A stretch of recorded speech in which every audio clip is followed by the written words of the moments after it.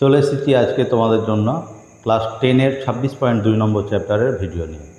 এর আগের ভিডিওতে আমরা 26.2 নম্বর চ্যাপ্টারটা শুরু করেছিলাম এবং কিছু প্রশ্ন সমাধান করেছিলাম, ছোট প্রশ্নগুলো নিয়ে আলোচনা করেছিলাম।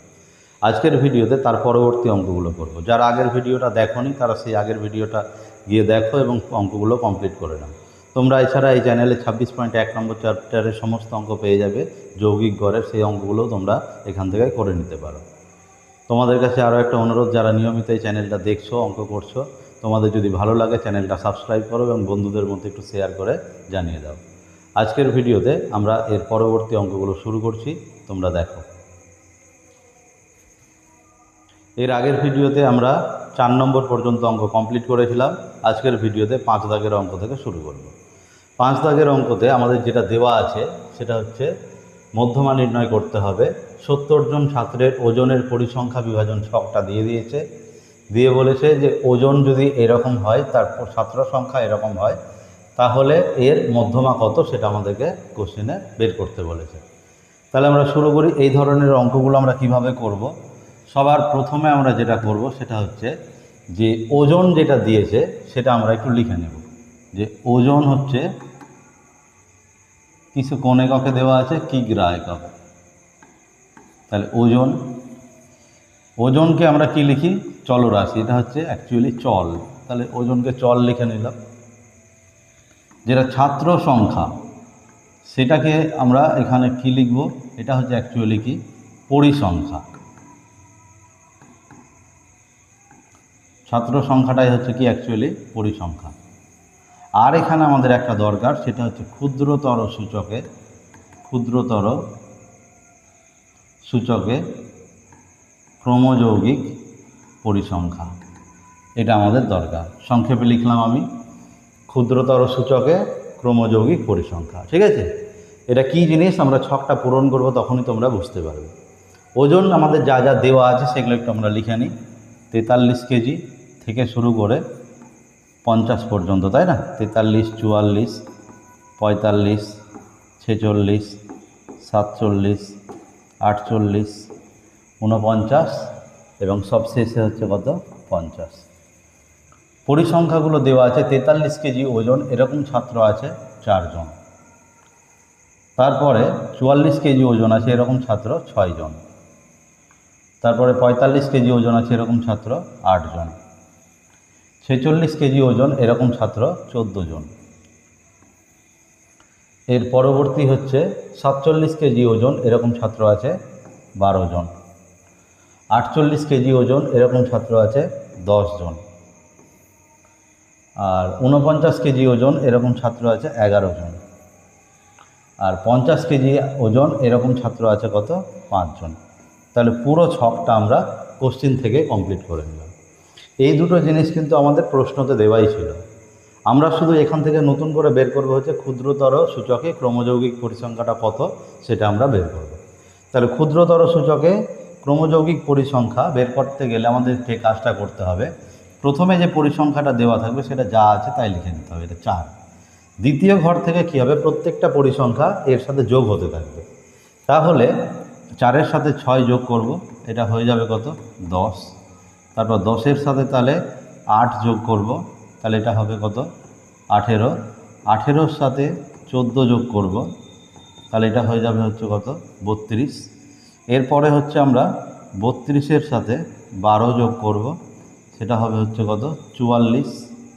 আর 44-এর সাথে 10 যোগ করব, তাহলে আমাদের হবে হচ্ছে 54। 54-র সাথে আমরা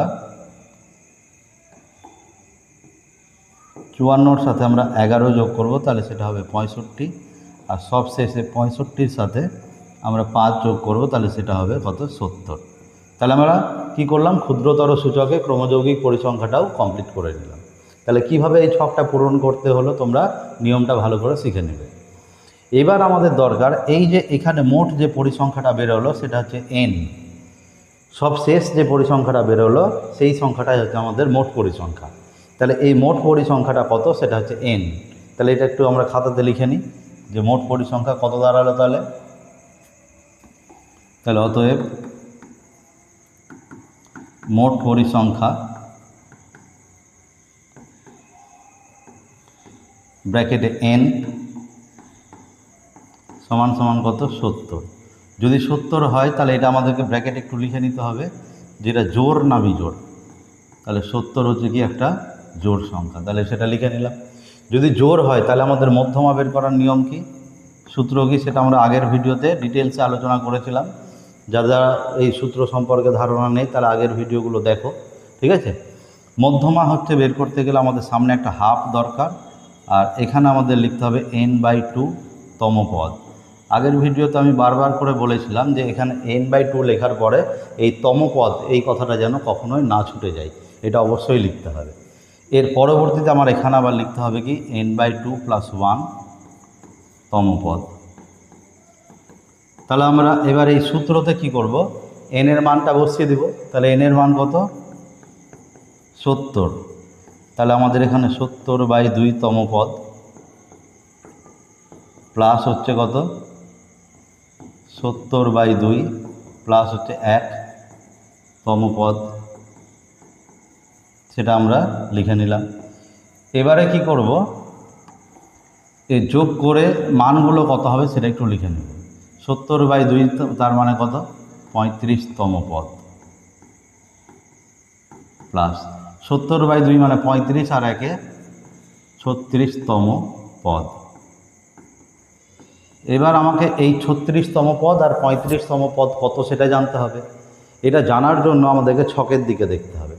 ছকে কি দেওয়া আছে, 35 তম পদ আর 36 তম পদ যদি দেখতে হয় তাহলে আমাকে দেখতে হবে যে এই ক্রমযৌগিক পরিসংখ্যার ঘরে এই 35 তম পদ খোঁজার জন্য 35 বা তার বেশি কোনো সংখ্যা আছে কি না। তাহলে এখানে দেখতে পাচ্ছি যে 35-এর থেকে বড় সংখ্যা যেটা দেখতে পাচ্ছি সেটা হচ্ছে কত 44। এখানে আমি দেখতে পাচ্ছি যে 35-এর থেকে বড় সংখ্যাটা কত 44, তাহলে নিশ্চয়ই 35 তম পদ কত হবে 47। আবার 36 তম পদ খোঁজার জন্য কি করতে হবে, 36-এর থেকে বড় সংখ্যাটা দেখতে হবে। তাহলে 36 বা 36-এর থেকে বড় সংখ্যা এখানে ওটাও 44, তাহলে আমাদের 36 তম পদ যেটা হবে সেটাও হচ্ছে কত 47। তাহলে এই হচ্ছে আমাদের 35 তম পদ এবং 36 তম পদ বের করার নিয়ম। মানে যততম পদ খুঁজতে হবে আমাদের ক্রমযৌগিক পরিসংখ্যার ঘরে যদি সেই সংখ্যাটাই থেকে যায়, যদি এখানে 35 আছে তো যদি এখানে 35 থেকে যেত তাহলে সেই ঘরে সংখ্যাটা হতো 35 তম পদ। যদি সেই সংখ্যাটা উপস্থিত না থাকে তাহলে দেখতে হবে তার থেকে বড় সংখ্যা কত আছে। যেহেতু আমি 35 তম পদ খুঁজছি আর আমার ছকে 35 নাই, তাহলে 35-এর থেকে বড় সংখ্যাটা খুঁজব। 35-এর থেকে বড় সংখ্যা কত 44, তাহলে আমাদের 44 যদি এখানে থাকে তাহলে এই লাইনে আমাদের 35 তম পদটা হচ্ছে কত 47। আবার 36 তম পদ খুঁজতে গেলে 36 যদি থেকে যায় তাহলে সেই লাইনের সংখ্যাটাই হবে 36 তম পদ। যদি না থাকে তাহলে 36-এর থেকে বড় সংখ্যা এখানে কত আছে 44, তাহলে এই লাইনেই আমাদের 36 তম পদ পাওয়া যাবে কত, সেটাও 47। তাহলে সেই মান দুটো আমরা বসিয়ে দিই। তাহলে এখান থেকে আমরা লিখতে পারবো কত 1/2 যোগ 35 তম পদ হচ্ছে কত, তাহলে পেলাম আমরা 47 যোগ 36 তম পদ কত সেটাও হচ্ছে 47। তাহলে এর এককটা হচ্ছে কী ছিল জানো আমাদের কিগ্রা, তাই না। তাহলে সেই কিগ্রাটা লিখে নিলাম। এবারে 1/2 গুণিত এই দুটো যোগ করলে হবে কত 94, তাই না। তাহলে হাফ দিয়ে 94-কে যদি কেটে দিই তাহলে এটা হবে কত আবার 47। তাহলে এই হচ্ছে আমাদের মধ্যমা। তাহলে 5 নম্বর অঙ্কের ক্ষেত্রে আমরা মধ্যমাটা বের করে নিলাম। এবারে 6 নম্বর যে অঙ্কটা আছে সেই অঙ্কটা কি করতে হবে, একই নিয়মে একই পদ্ধতি, তাই না। এখানে আমাদের ব্যাসের দৈর্ঘ্য দেওয়া আছে, এই ব্যাসের দৈর্ঘ্য থেকে আমাকে কি করতে হবে, এই ব্যাসের দৈর্ঘ্যের মধ্যমা বের করতে হবে।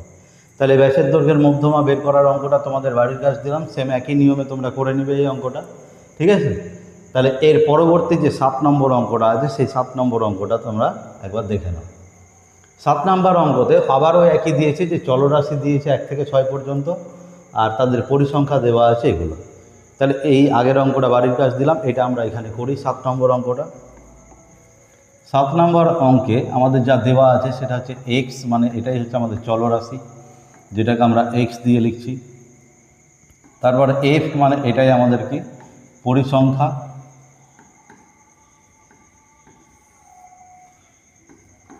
আর আমাদের দরকার কি ক্ষুদ্রতর সূচকে ক্রমযৌগিক পরিসংখ্যা। সেটা আমরা লিখে নিলাম। এক্স বা চলরাশির যে মানগুলো আমাদের দেওয়া আছে সেই মানগুলো কেমন দেওয়া আছে, 0, 1, 2, 3, 4, 5, 6 পর্যন্ত দেওয়া আছে। আর এদের প্রত্যেকটার আবার পরিসংখ্যা দেওয়া আছে। সেই পরিসংখ্যাগুলো কত কত দেওয়া আছে, ছকের দিকে তাকিয়ে আমরা পুরো ছকটা লিখে নিব, তাই না? পরিসংখ্যা দেওয়া আছে কত, 0 এর পরিসংখ্যা আছে 7, 1 এর পরিসংখ্যা হচ্ছে কত 44, 2 এর পরিসংখ্যা কত 35, 3 এর পরিসংখ্যা 16, 4 এর পরিসংখ্যা 9, 5 এর পরিসংখ্যা 4 আর 6 এর পরিসংখ্যা কত 1। এবার তোমরা আগেরটাতে দেখে নিলে যে আমাদের ক্রমযৌগিক পরিসংখ্যা ছকটা কিভাবে পূরণ করতে হয়। প্রথমে যে সংখ্যাটা আছে সেটাই লিখে নিতে হবে, তারপর কি করতে হবে, একটা একটা করে যোগ করতে হবে। তাহলে 7 যোগ 44, তাহলে এটা হবে কত 51। তারপরে কি হবে, 51 যোগ 35, তাহলে এটা কত হবে 6 আর 8 86। তারপর 86 যোগ কত 16, তাহলে আমাদের এটা হয়ে যাবে কত 102। তারপরে 102 যোগ 9 কত হচ্ছে 111। তারপর 111 যোগ কত 4, তার মানে সেটা হয়ে গেল কত 115। আর 115 যোগ 1 সমান কত হলো আমাদের 116। তাহলে এই হচ্ছে আমাদের পরিসংখ্যার ছক। এবারে কি করতে হবে, আমাদের এই পরিসংখ্যাটাকে n ধরে নিতে হবে। তাহলে এই পরিসংখ্যাটাকে আমরা কত ধরলাম, n ধরে নিলাম। তাহলে এবার n এর মান জোড় না বিজোড় সেটা দেখতে হবে। যদি n এর যে মানটা সেটা পেলাম, সেই মানটা কি পেলাম আমরা, একটা জোড় সংখ্যা, তাই না? তাহলে এটা হলো একটা কি জোড় সংখ্যা। যদি জোড় সংখ্যা হয় তাহলে আমাদের মধ্যমার সূত্র কি, আমাদের মধ্যমার সূত্র হচ্ছে সামনে একটা 1 এর 2 হবে, এখানে হবে n/2 তম পদ, সেম আগের সূত্রটাই হবে, প্লাস হচ্ছে কত n/2 + 1 তম পদ। তার মানে এখান থেকে আমরা পেয়ে যাব হচ্ছে n এর মানটা বসিয়ে দিচ্ছি। তাহলে 116 যদি n এর জায়গাতে বসাই তাহলে এটা হবে 116/2, তার মানে কত 58। একবারে করে দিলাম 58 তম পদ। তাহলে এটা হবে কত 58 + 1 মানে 59 তম পদ। ছক দেখে তাহলে আমাকে এবার চিনতে হবে যে 58 তম পদ কত আর 59 তম পদ কত। ছকের দিকে যদি তোমরা দেখো যে 58 আর 59 এই দুটোর থেকে বড় সংখ্যা কোনোটা আছে কিনা, সেটা হচ্ছে 86। তাহলে আমাদের 58 তম পদও হবে কত 2, আবার 59 তম পদও কত হবে 2। তাহলে এখানে আমরা কত লিখতে পারবো, যে 1 এর 2 ব্র্যাকেটের মধ্যে এটাও 2 এটাও 2, তাহলে 1 এর 2 গুণিত 4, এটা কাটাকাটি করলে কত 2। তাহলে আমাদের যে তালিকাটা দেওয়া ছিল সেই তালিকা থেকে আমরা এর মধ্যমা কত সেটা আমরা বের করে নিতে পারলাম। তাহলে এই হচ্ছে আমাদের 5 নম্বর অঙ্কের মধ্যমা। তাহলে আজকের ভিডিওতে আমরা এই 3টে ছোট অঙ্ক কমপ্লিট করলাম। এর পরবর্তী ভিডিওতে আমরা 8 থেকে শুরু করব। তোমরা ততক্ষণ এই অঙ্কগুলো কমপ্লিট করো এবং পরবর্তী ভিডিওর জন্য অপেক্ষা করো। আমি ঠিক পরবর্তী ভিডিও নিয়ে চলে আসব তোমাদের সুবিধার্থে। আজকের মতো এখানেই শেষ করছি। তোমরা সবাই ভালো থেকো এবং সুস্থ থেকো।